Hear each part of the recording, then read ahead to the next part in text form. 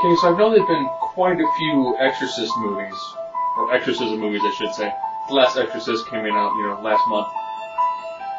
And I decided probably the best way to begin my 2010 horror movie reviews, or 31 Days of Horror, would probably be to do with the original Exorcist, a movie that is quite a bit older than myself.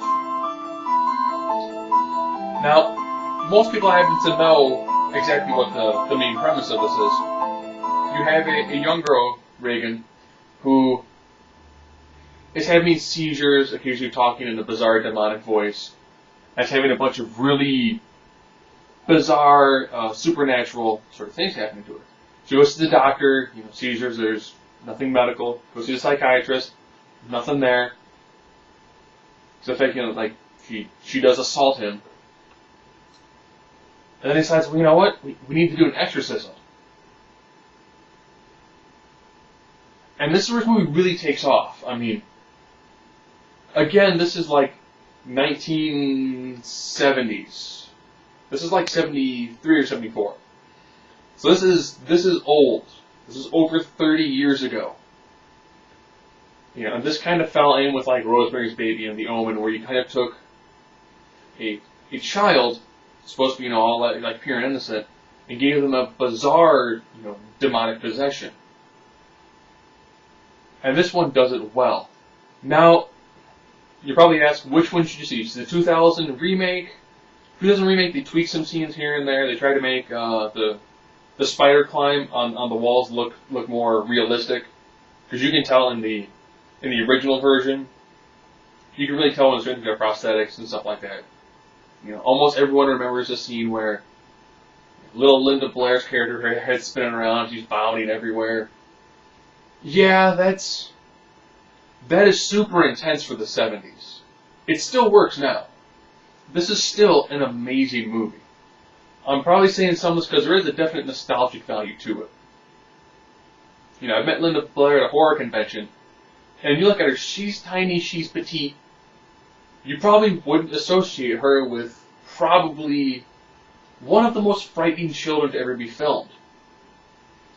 Now, a lot made this really scary beyond the musical key that I played, which sounds similar to the Halloween music. Yes, I will give you that. Is that this is one of the first times you really had some super abusive dialogue. And you had just some scenes of violence against children, a scene that got removed from the movie because it's way, way, way, way too graphic, involved Reagan's character using a crucifix in a sexual manner. Yes. And the dialogue for that time was super over the top. Seeing a little girl with all this prosthetics and all this makeup on, screaming in like a harsh male voice, and it's like a higher up male demon. And it takes two priests. One priest has a heart attack in the middle of it. I know I'm probably ruining a lot of this for you, but I mean, if you've known anything about the Exorcist, even if you Google it or do a Wikipedia search, you'll find out the ending of it. But the fact that towards the end of the movie, normally I don't give away endings, but this ending is strong. When you've got like the lesser priest choking the girl and challenging the demons to take over his body. He knows he can't exorcise it from her. They're entirely out of options. The priest with the experience has a heart attack and he's dead. His assistant is now kind of like, well, I've got to save this girl somehow. Begins to choke her. Challenges the demon to take over his body. And then he kills himself. That is strong. This movie it's still disturbing. The dialogue is disturbing now. I mean, you hear when she does, all of the insults in the demon's voice. It's kind of like what you hear on Jersey Shore week in, week out, so that might not be as shocking.